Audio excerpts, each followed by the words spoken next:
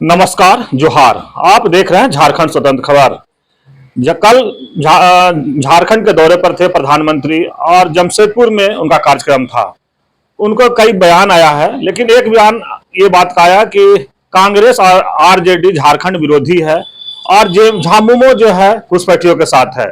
तो हमारे साथ आयरन लेडी दयामणि बारला हैं और लगातार चीजों को समझ रहे हैं। उनका भी बात कल ये भी सुन रहे होंगे, लेकिन हम जुड़ते हैं कि जिस तरह से वो कह रहे हैं कि कांग्रेस और आरजेडी ये झारखंड विरोधी हैं और झामुमो घुसपैठियों के साथ है। तो आयरन लेडी जो है दयामणि बारला का इस पर प्रतिक्रिया है, क्या विचार देते हैं, हम आपको सुनवाते हैं। दीदी जोहार। जोहार। जिस तरह से कल प्रधानमंत्री का बयान आया है जी कि कांग्रेस और आरजेडी झारखंड विरोधी हैं और जेएमएम जो है वो घुसपैठियों के साथ है, क्या कहेंगे? हाँ, सबसे पहले तो मैं ये कहना चाहूंगी कि ये बिरसा मुंडा की धरती, सिद्धू कान्हू की धरती,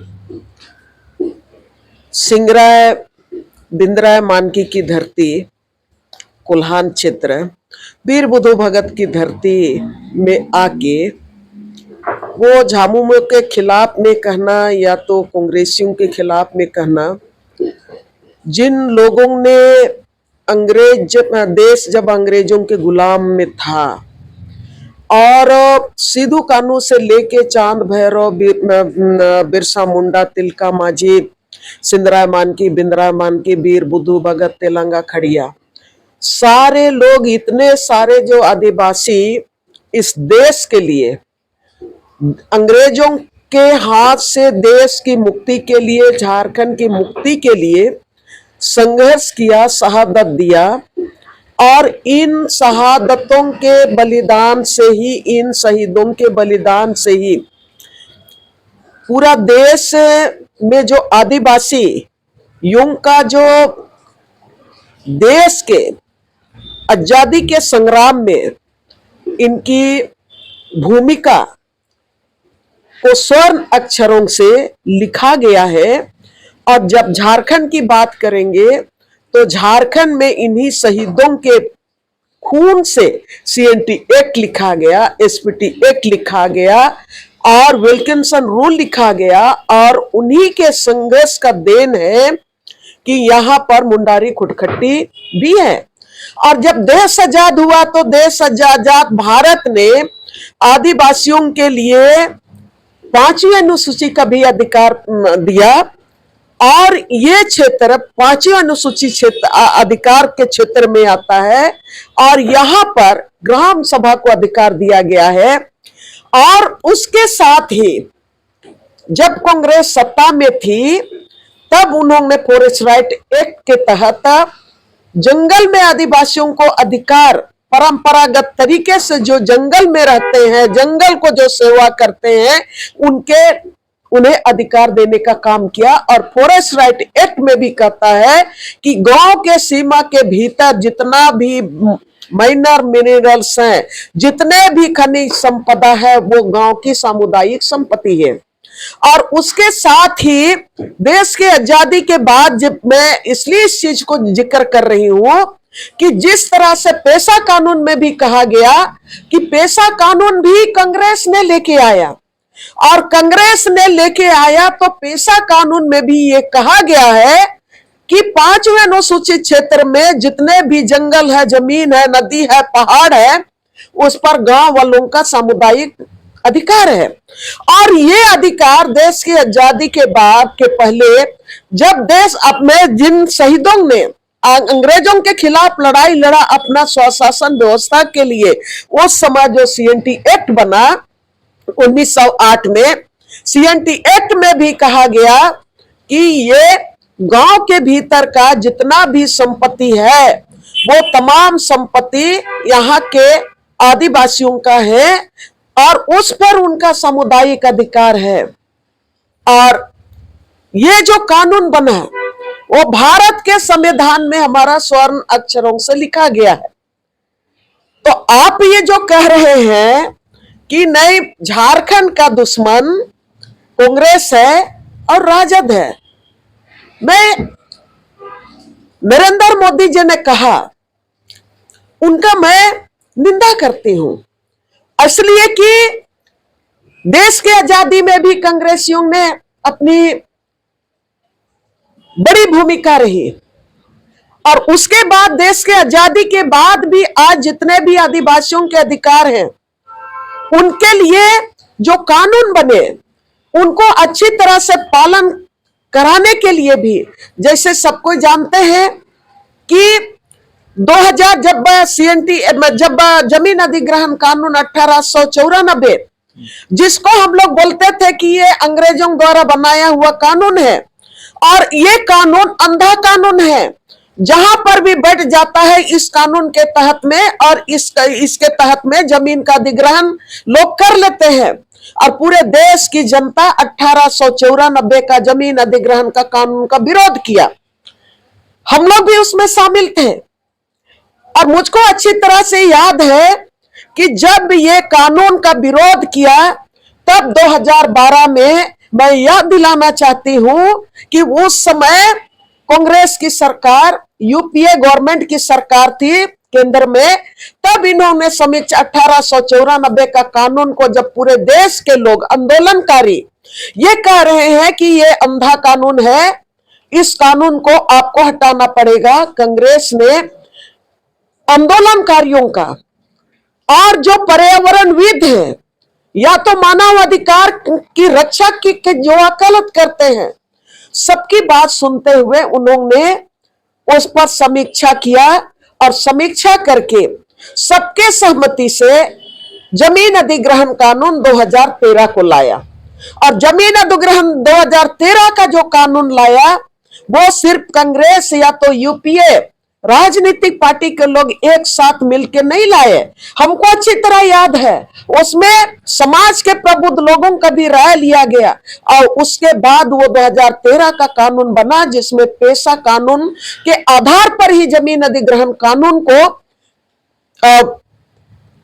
पूरी तरह से ताकतवर बनाने का कोशिश किया गया कि ग्राम सभा के इजाजत के बिना गांव वालों का जमीन कोई भी कंपनी या तो सरकार उसको नहीं ले सकती है।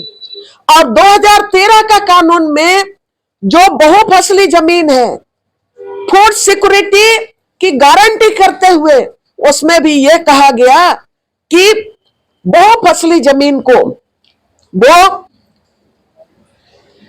किसी भी योजना के लिए उसको अधिकृत नहीं किया जाएगा। विस्थापितों के सवाल को केंद्र बिंदु में रखा गया और कहा गया कि अगर पहला तो कहा गया कि जमीन देने वाले जमीन मालिक चाहेंगे, गांव का जो ग्राम सभा चाहेगा तब जमीन आप ले सकते हैं। दूसरा कहा गया कि अगर आपको जमीन लेने का बात है और जो पहले से विस्थापित है तो वहां पर विस्थापितों के लिए एक बड़ा आपका वहां पर सेक्शन रखा गया, और उस सेक्शन में कहा गया कि जो जमीन चाहे कंपनी चाहे सरकार जिस उद्देश्य से वो जमीन खरीदने का कोशिश किया था गांव वालों से, उसके लिए अगर मुआवजा भी लोग ले लिए हैं, लेकिन उस जमीन का अधिग्रहण सरकार जिस काम के लिए वो लेने वाला था उस पर्पस के लिए उस जमीन का अगर उपयोग नहीं हुआ है तो वो जमीन वापस जमीन मालिकों वो ओरिजिनल जमीन मालिक है उनके हाथ में वापस दिया जाएगा। ये 2013 का कानून में प्रावधान है। तो अब मैं ये कहना चाहती हूं, और उसके साथ फॉरेस्ट राइट एक्ट भी लाया, और उसके साथ भ्रष्टाचार बोलता है कि यहाँ पर कब गठबंधन की सरकार भ्रष्टाचार है या तो झामुमो भ्रष्टाचारियों के साथ है। मैं यह दिलाना चाहती हूं नरेंद्र मोदी को और उनके लोगों को, 2006 में आरटीआई कानून किसने लाया?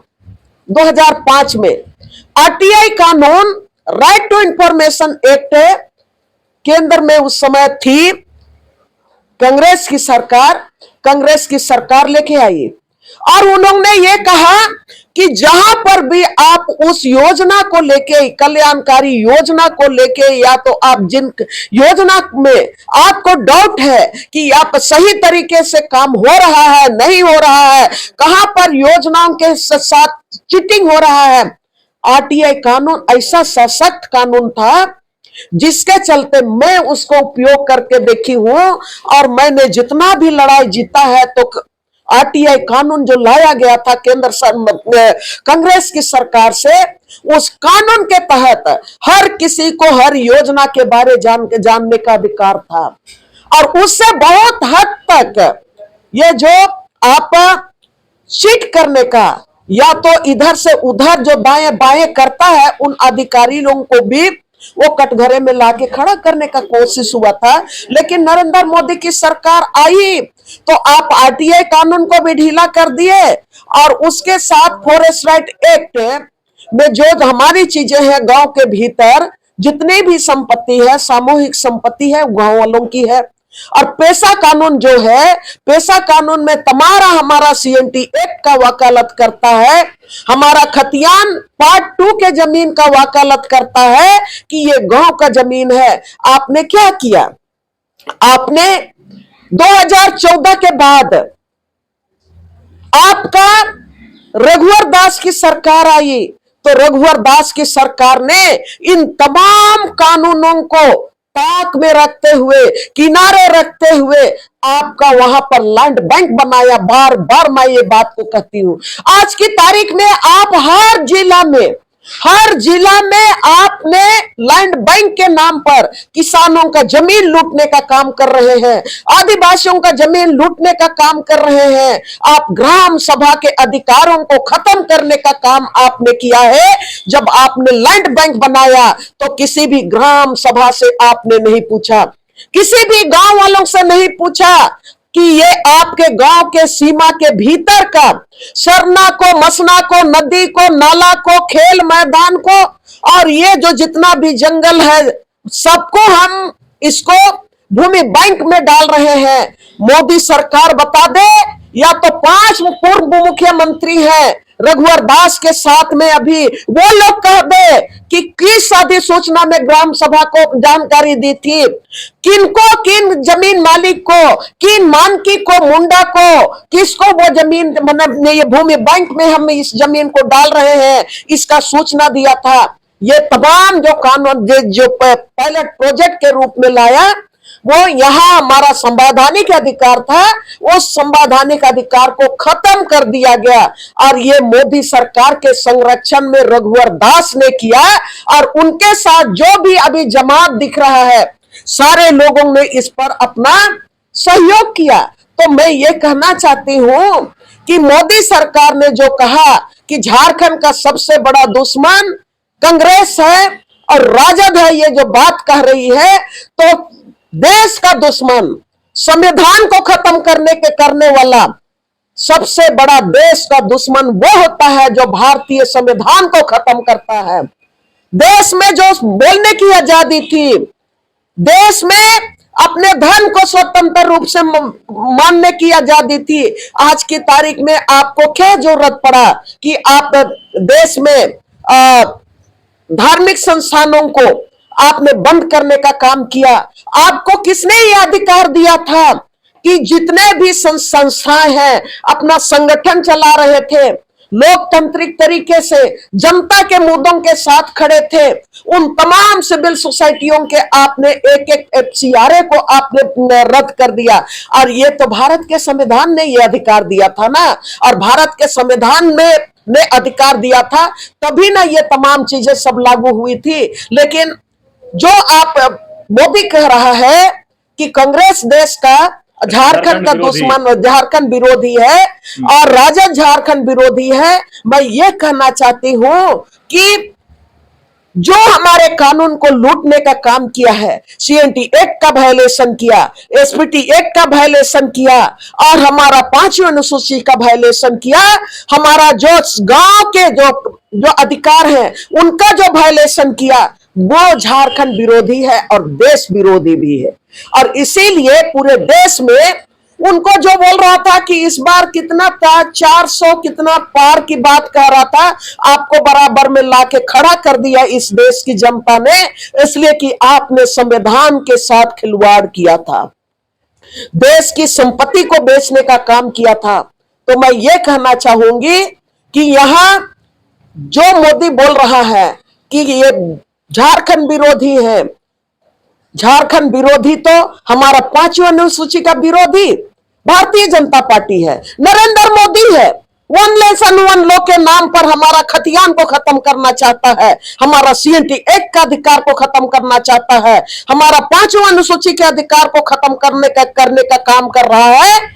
और लैंड डिजिटलाइजेशन के नाम पर हमारा तमाम जो जमीन का रिकॉर्ड है, उसने जितना भी ऑनलाइन किया, गांव गांव में नरेंद्र मोदी जाके पूछे कि गांव वालों को आप किस तरह से लूट रहे हैं, गांव वाले लोग आपको बताएंगे। तो ये झारखंड विरोधी और हमारा जो CNT एक्ट का विरोधी तो नरेंद्र मोदी है, लेकिन भारतीय जनता पार्टी है।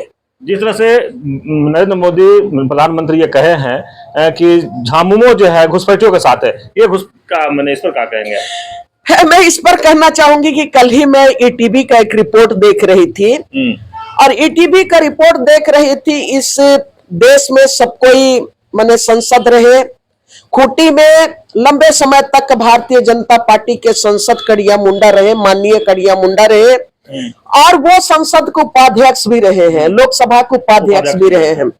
उनसे ETV ने वो इंटरव्यू लिया, और उस इंटरव्यू में माननीय कड़िया मुंडा ने भी ये बात कहा कि घुसपैठियों का जहां तक सवाल है, वो आज का मामला नहीं है, जब से राज बना तब से ये घुसपैठिए कोई भी आ रहे हैं झारखंड में, तो झारखंड में जो भी आदिवासी क्षेत्र में आ रहे हैं और आदिवासियों का हक को लूट रहे हैं, उन घुसपैठियों को रोकने का ये सवाल जो है वो अभी का नहीं है, वो राजनीतिक दलों से ऊपर से उठ के इस पर बात होनी चाहिए।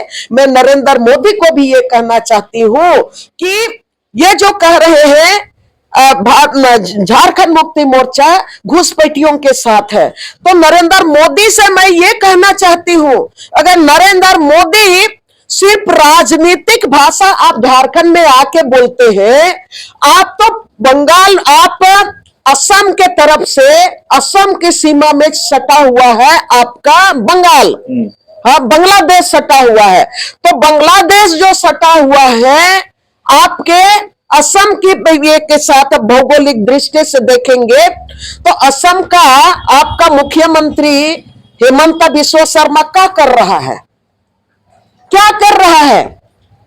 और आपका जो गृह मंत्री है, अब तो 10 साल हो गया, वो क्या कर रहा है?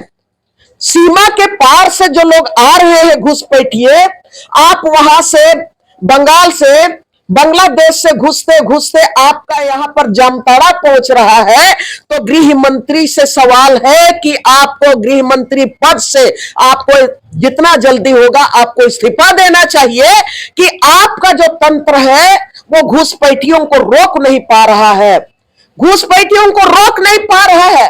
और जब आप उस पर राजनीति करना है, झारखंड में भी चुनाव आ रहा है, तो आप घुसपैठिए जेएमएम के साथ है, जेएमएम के साथ है। अरे आप क्या कर रहे हैं? राज्य सरकार से पहले केंद्र सरकार की जिम्मेवारी होती है कि केंद्र सरकार को देखना चाहिए कि सिर्फ झारखंड में केवल घुसपैठिए आ रहे हैं या तो पूरे देश में घुस रहे हैं। और जब घुसपैठिए का बात है तो हम लोग बार बार बोल रहे हैं, ये सिर्फ पब्लिक को बरगलाने के लिए डेमोग्राफी खराब में बिगड़ने की बात करते हैं नरेंद्र मोदी और भारतीय जनता पार्टी के लोग। हम लोग तो बार बार कह रहे हैं, बार बार हम लोग मांग कर रहे हैं कि झारखंड में आदिवासियों की आबादी क्यों घट रही है। नरेंद्र मोदी, इसमें तो श्वेत पत्र आप जारी कर लीजिए, आप पूरे मैंने एक एक इलाके का श्वेत पत्र जारी करके दिखाइए कि किनके कार्यकाल में किस इलाके के आदिवासियों के बीच में कितना घुसपैठी किया और किस इलाके में आदिवासियों के बीच में बाहरी लोगों ने कितना घुसपैठी किया और CNT एक्ट को तोड़ते हुए कितने लोगों ने यहां पर झारखंड का जमीन को ले लिया, कब्जा कर लिया। आपको यह भी काम करना चाहिए कि पूरे झारखंड में सीएनटी एक्ट और एसपीटी एक्ट का वायलेशन करते हुए, मुंडारी खुटखट्टी का वायलेशन करते हुए आज की तारीख में आप जब से कह रहे हैं, तब से पहले से की भी मांग करते हैं, आप उसको सब आंकड़ा निकालिए और हम लोग देखना चाहते हैं। आप ये सिर्फ राजनीतिक भाषा नहीं होना चाहिए कि आदिवासी जब झारखंड में आते हैं तो आदिवासियों की चिंता आपको बहुत होती है, हमेशा होती है आदिवासियों का चिंता।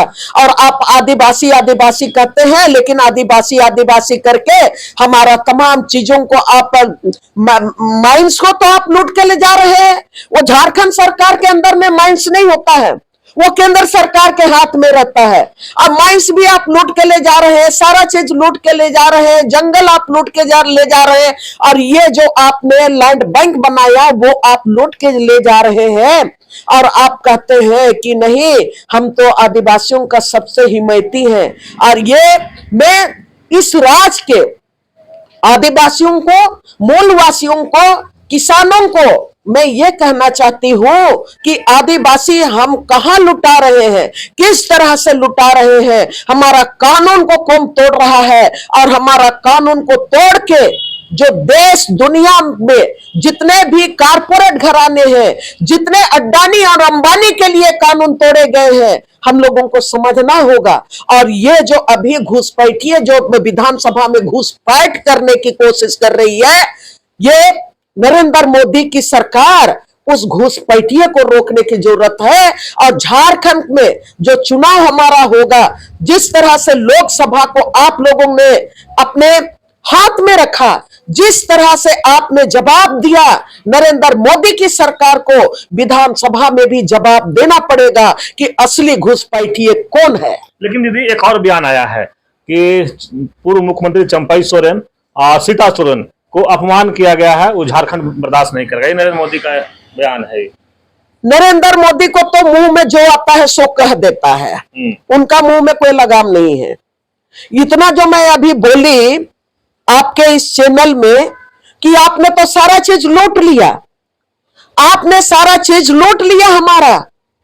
अब इसका बदला जनता को, भारतीय जनता पार्टी को इस राज्य से बाहर करके, जितना भी आप हमारा भूमि बैंक बनाए हैं हमारे खिलाफ, हमारा हर हक और अधिकार को जो भारतीय संविधान ने हमको दिया था, उसको लूटने का काम किए हैं, खारिज करने का काम किए हैं, उसका जवाब यहाँ की जनता देगी। और यह जो कह रहा है कि चंपाई सोरेन का अपमान किसने किया, सीता सोरेन का अपमान किसने किया, देश की जनता जानती है। देश की जनता को भाली भांति पता है कि जो लोग आपके साथ नहीं जाते हैं वो आपके विरोधी हो जाते हैं, आपके दुश्मन हो जाते हैं। कांग्रेस आपके साथ नहीं जा सकती है तो कांग्रेस आपका दुश्मन है। अब आप कह रहे हैं सीता सोरेन को कौन लेके गया, भारतीय जनता पार्टी को बताना होगा। सीता सोरेन को तो आप लेके चला गया, और यहां हम लोगों का विधायक थी वो जेएमएम के विधायक, जिसको जेएमएम ने पूरी तरह से उनको यहां तक पहुंचा दिया कि आज की तारीख में कई राउंड में विधायक बना। आपने उसको उठा के लेके गया और आपने संसद का लड़ाई आपने लड़ाया, और उनको आपने पूरी तरह से मैंने कहीं कभी रहने नहीं दिया। ये तो आपने मैंने सीता सोरेन का बदनामी किए हैं। सीता सोरेन को आप उठा के लेके गए और सीता सोरेन को आपने जिता के संसद में नहीं भेजे हैं। तो असली आप सीता सोरेन को बदनाम करने वाले, या तो सीता सोरेन को आप जो कमजोर करने वाला तो आप हैं।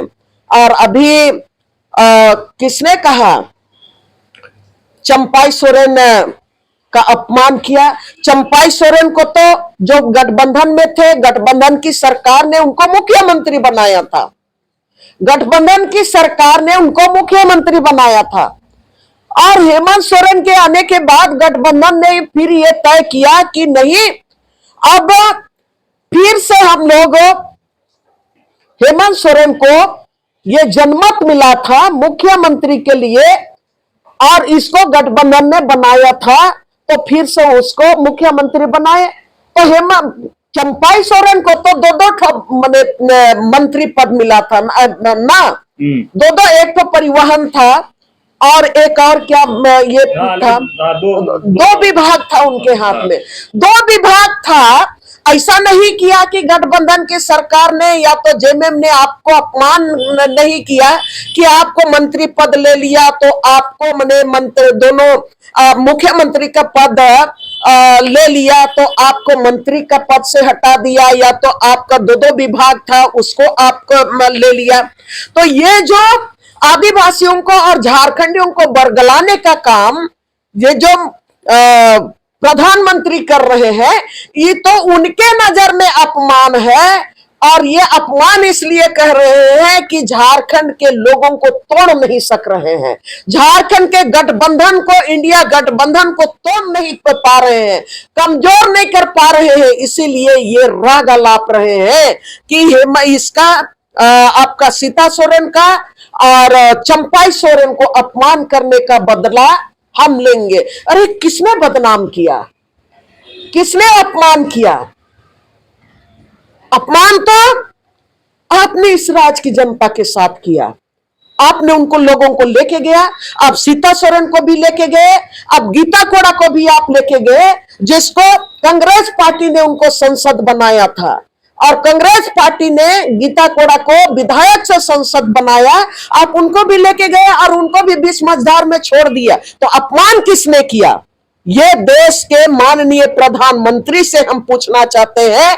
और आप तो प्रधानमंत्री हैं, देश को आपको चलाना है और आप कहते हैं, आप जो बोलते हैं कि हाँ हम सबके साथ, सबका साथ, सबका विकास की बात करते हैं, लेकिन ये गलत शब्द कह के नहीं और ये गलत तरीके से आरोप लगा के नहीं। अगर आप इस भारतीय जनता पार्टी का आप शीर्ष स्थल में बैठे हैं, देश का आप शीर्ष स्थल में बैठे हैं, तो आपको हर पार्टी के लिए मान सम्मान का आपको मैंने शब्दों का इस्तेमाल करना चाहिए। ये बहुत गलत शब्द का इस्तेमाल कर रहे हैं कि ये देश के राज ने जेएमएम ने सीता सोरेन को बदनाम अपमान किया, चंपाई को अपमान किया। तो मैं तो बता रही हूं ना, कांग्रेस ने गीता कोड़ा को भी संसद बनाया, आप वहां पर लेके गए और आप उनको कहां से ऊपर से नीचे गिरा दिए।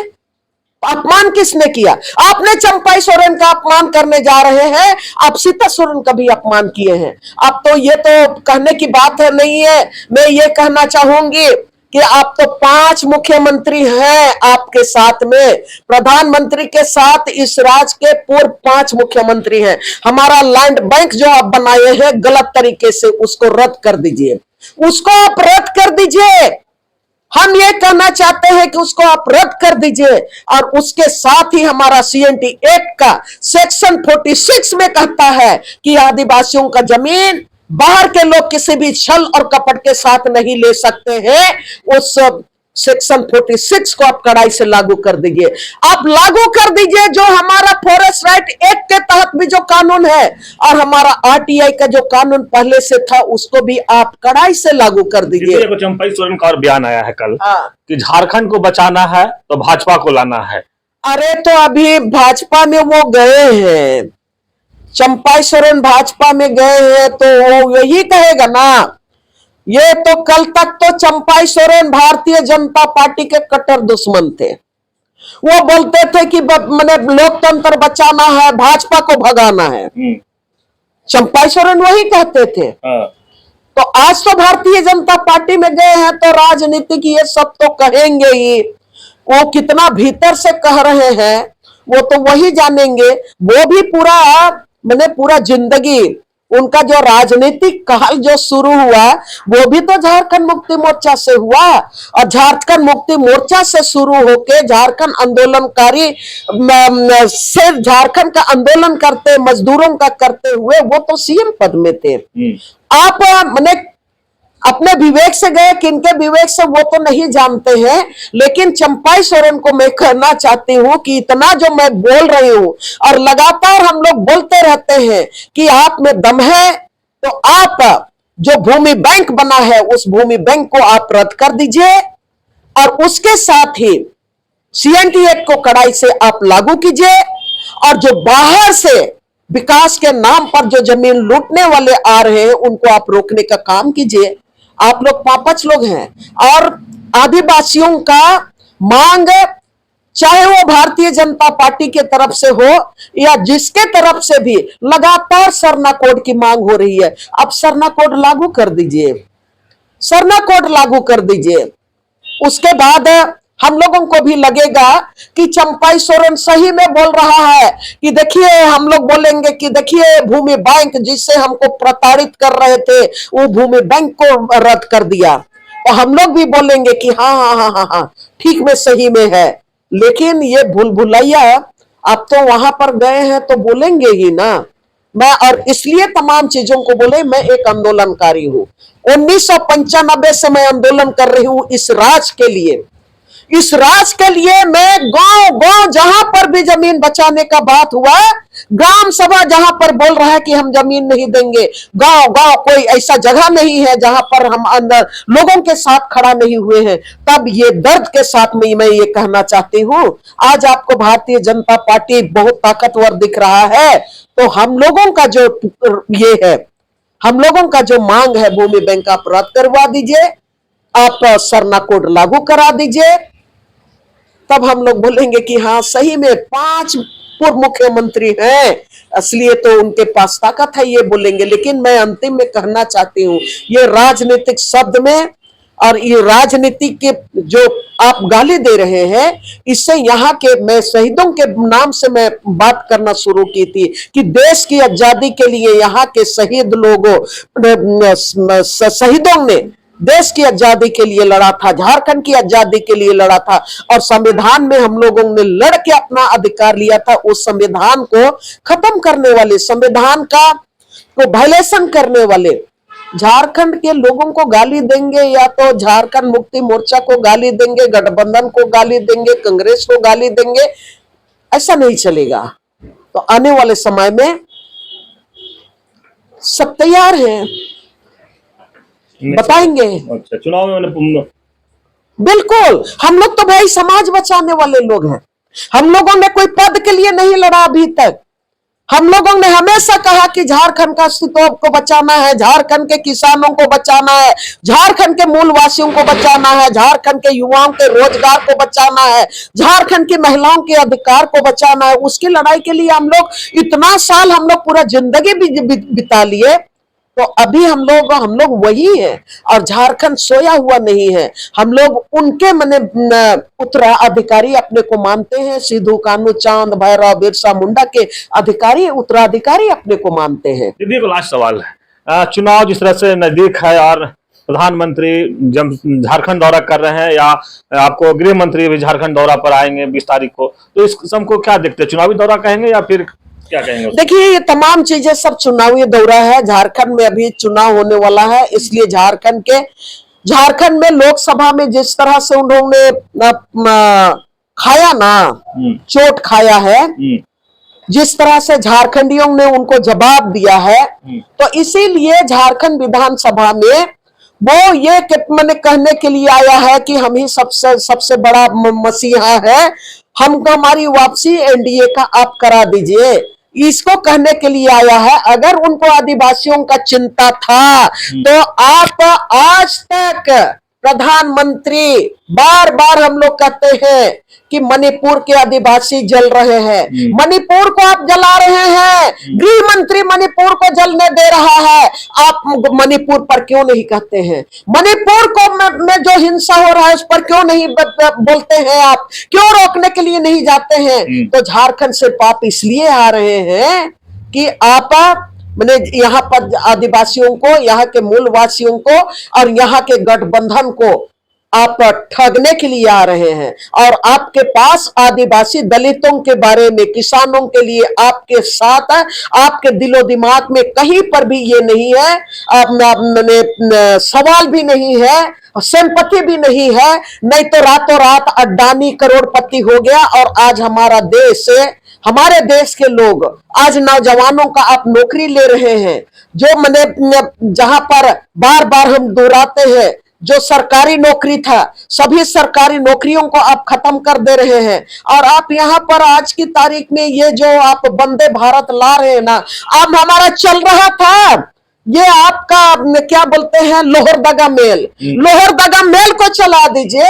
हमारे किसान का बोलते हैं उड़ीसा से लो यहाँ पर मैंने अपना उपज को लाद के लाएंगे, हमारे किसान सब जगह से अपना उपज को लेके आएंगे और रांची शहर में यहाँ की सरकार एमएसपी तय करेगी, झारखंड सरकार। आप वंदे भारत में कौन टोकरी वाला घुसेगा? हाँ, एकदम सही। कौन आप टोकरी वाला घुसेगा? कौन कुंजड़ा घुसेगा? स्टेशन में प्लेटफॉर्म में जाते हैं तो पान गुमटी वाला पर आप वहां पर अपनी क्या बोलते हैं उनको लाइसेंस लेना होता है। आप वहां पर कोई भी दुकानदार ऐसे दुकान नहीं लगा सकता है। आपको जिन कंपनियों को आपने दे दिया है एजेंसी में, ठेका का एजेंसी, उनसे आपको परमिशन लेना पड़ता है। तो वंदे भारत आप चला के ये आप यहाँ के लोगों को ठग नहीं सकते हैं। हम लोग छुक छुक गाड़ी में चलते हैं, हर स्टेशन में किसान लोग उतरता है और चढ़ता है, हमारे मजदूर भाई हर स्टेशन में चढ़ते और उतरते हैं। आप हमने जमीन दिया है रेलगाड़ी चलाने के लिए, दो रेल पटरी दिया है। आप वो गाड़ी को आगे ना बढ़ा के जो रेलवे जो केंद्र सरकार की थी, उस छुक छुक गाड़ी से हमारा विकास होगा, सामाजिक विकास होगा, आर्थिक विकास होगा और हमारा समाज में कृषि का भी विकास होगा। ये जो चौहान है वो आके बार बार बोलता है कि नहीं यहाँ का ये विकास करेंगे, वो विकास करेंगे। आप तो कृषि मंत्री हैं, तो झारखंड का कृषि विकास के लिए आपने क्या किया? आपने कुछ नहीं किया। जो भी किया तो झारखंड सरकार ने जितना भी हम लोग मांग करते रहे, झारखंड सरकार ने उसको पूरा करने का काम किया। हम लोग सिंचाई की व्यवस्था की बात करते हैं तो झारखंड सरकार उसके लिए व्यवस्था कर दे रही है। हम लोग बोलते थे कि नहीं हर गांव में मतलब ये होना चाहिए, आपका गोदाम होना चाहिए। हम लोग बोलते थे किसानों का अनाज को रखने के लिए, सब जगह तो ये हो रहा है। आपका काम कहाँ है? आप तो किसानों के लिए एमएसपी नहीं तय कर सके। अभी भी किसान हरियाणा के किसान लड़ रहे हैं, और जब हरियाणा के किसान राजधानी में आते हैं, दिल्ली की राजधानी में, तो गड्ढा खोद देते हो, कील ठोक देते हो। और शिवराज चौहान हमारा झारखंड में आके बोलता है, आदिवासियों की बात करता है, हमारे किसानों की बात करता है। अरे देश का किसान तो आपको ठेंगा बता दिया, आपने किस तरह से उनके साथ अन्याय किए। अभी तक आपने एमएसपी तय नहीं कर दिए हैं देश के किसानों के लिए। तो ये राजनीतिक आप जितना भी आप बोल रहे हैं ना, चाहे शिवराज चौहान की बात हो या तो हिमंता बिस्वा शर्मा की बात हो। हिमंता बिस्वा शर्मा के बारे में मैं एक शब्द कहना चाहती हूँ। वो असम के मुख्यमंत्री हैं। असम में चाय बागान के आदिवासी यहाँ से अंग्रेजों के समय में देश का विकास के लिए उस समय रेलगाड़ी सड़क बनाते बनाते चाय बागान में लेके गए। आज आधी आबादी झारखंड के आदिवासियों की आधी आबादी असम में है। असम के आदिवासियों का आप दुखद हालत देख लीजिए। रोजगार के नाम पर उनको दिन भर में 200 रुपया दिया जाता है, उनको आपने परमानेंट नहीं कर सका। वहां के आदिवासी आज भी आदिवासी स्टेटस आपने दे नहीं सका असम के आदिवासियों को। असम के आदिवासियों को आप सही शिक्षा दे नहीं पा रहे हैं। असम के आदिवासियों का आप उनके लिए हेल्थ का सही व्यवस्था नहीं कर पा रहे हैं। असम के जितना भी चाय बागान में आप चले जाइए, जिसको टी ट्राइब के नाम से जाने जाते हैं, सर्वे करके देखिए उनका हेल्थ का क्या स्थिति है, उनका शिक्षा का क्या स्थिति है। आज आप यहाँ पर झारखंड में आदिवासी की बात कर रहे हैं। हमारे आदिवासी असम में भी है, तो असम के आदिवासियों का आप उद्धार कर दीजिए, उनको आदिवासी स्टेटस में लेके आओ और परमानेंट नौकरी आप दीजिए। 200 रुपया नहीं, जो सरकारी रेट है वो सरकारी रेट आप उनको दीजिए। और आदिवासियों का जो दर्जा है ना देश में, शेड्यूल कास्ट ही बोले, शेड्यूल ट्राइब भी हम बोलेंगे, टी ट्राइब नहीं, आदिवासियों का दर्जा आप दीजिए। तब हम मानेंगे कि हाँ वहां के आदिवासियों का उत्थान करने के बाद यहाँ पर हेमंत बिस्वा शर्मा झारखंड आ रहे हैं, हम लोगों को भी अच्छा लगेगा, लेकिन राजनीतिक खेल खेलने के लिए केवल आप यहां पर आएंगे तो आपको भी याद दिलाएंगे कि आपके नाक के नीचे क्या हो रहा है। और आप असम के आदिवासियों को, असम में आदिवासियों के साथ क्या हुआ, वहां पर भी मैंने ये हुआ था, आपका हिंसा हुआ था, और असम की आदिवासियों को उस समय भी उनका भी गैंगरेप हुआ और नंगा करके बीच रोड में घुमाया गया था। क्या उन लोगों को हेमंत बिस्वा शर्मा न्याय दिया? नहीं। तो सिर्फ ये सारे लोग हैं कि देश के आदिवासियों को, मूलवासियों को, किसानों को सिर पे वोट की राजनीति में वो गुमराह करना चाहते हैं। चलिए हम बता दें कि दयामणि बारला को आयरन लेडीज लगातार हम नहीं लोग क्यों काहे बोलते हैं। जब इस पूरा खबर को जब सुनिएगा तो शायद आपको भी अंदाजा लग जाएगा कि आयरन लेडीज क्यों है। बात शुरू किए थे हम लोग प्रधानमंत्री के जो बयान आया था कि कांग्रेस और आरजेडी झारखंड विरोधी है और जेएमएम जो है घुसपैठियों के साथ था, लेकिन जिस तरह से प्रधानमंत्री को रगड़े हैं पूरे इस वीडियो में, शायद जब आप सुनेंगे तो यह स्पष्ट बता दिए हैं कि ये उनका कार्यक्रम सिर्फ चुनावी दौरा था।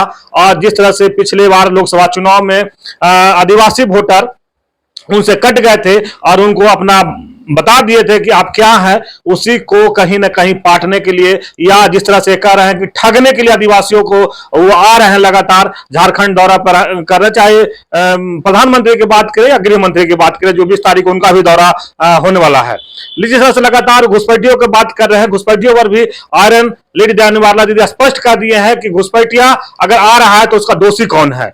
और ट्रेन जो चला वंदे भारत ट्रेन, उस पर तो बहुत बड़ी बात कह गए कि वंदे भारत ट्रेन में कौन चढ़ेगा।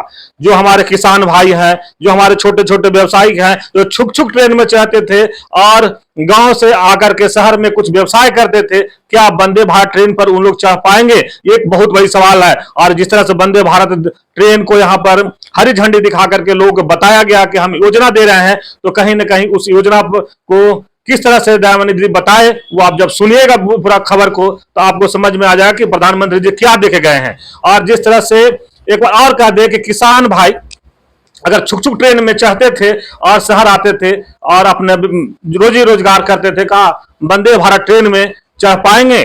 जिस तरह से और भी वंदे भारत ट्रेन चला है उसमें आप देखेंगे जाकर के तो क्या ये है, और जो ट्रेन पहले का ट्रेन है उसमें क्या है। यहाँ जिस तरह से जनरल बोगी कम किया जा रहा है और वंदे भारत ट्रेन चलाया जा रहा है, बढ़ाया जा रहा है, तो क्या इससे लगता है कि गरीबों के लिए वो योजना है? अगर अमीरों के लिए कहा जाए कि वंदे भारत ट्रेन आया है और अमीर लोग चाहते हैं, कोई गरीब वंदे भारत ट्रेन में नहीं सफर करते हैं और गरीब उसी पर चाहते हैं, वही जनरल बोगी खोजते हैं, वही जनरल बोगी में ठूसम ठूस चलते हैं, न कि वंदे भारत में लोग चाहते हैं। तो हम बता दें कि जैसे लगातार आयरन लेडी दयामणि बारला और कहे तो बहुत कुछ कहने के लिए इनके बारे में है, वरिष्ठ पत्रकार भी रहे हैं, वरिष्ठ आंदोलनकारी भी हैं, आंदोलन करते करते 30 साल गुजार दिए हैं। इनका तजुर्बा अगर देखा जाए, तजुर्बे के लहजे में ये प्रधानमंत्री को इतने खिंचाई कर दिया है, इसको खिंचाई कहेंगे। अगर ये वीडियो अगर वहां तक पहुंचे तो, या जो लोग उसमें बीजेपी के नेता लोग भी जो थे लगातार ये भी कह रहे थे, चाहे चंपई सोरेन कह रहे थे कि भाजपा को लाना है, झारखंड बचाना है, उस पर भी एक लंबे कहानी कह दिए हैं कि किसको कौन बेइज्जत कर रहा है, किस कौन अपमान कर रहा है, ये लगातार बात अपनी इस वीडियो में रखे हैं। लेकिन फिर एक बार कहें कि जिस लहजे में दयामणि बारला अपनी बातों को रखे हैं, अगर जो भी सुनेंगे पूरी बात को समझ जाएंगे कि प्रधानमंत्री जो जमशेदपुर का दौरा था क्या और किस तरह का दौरा था। तो इसी तरह खबर को देखने के लिए आप झारखंड स्वतंत्र खबर जुड़े रहिए। जोहार, नमस्कार।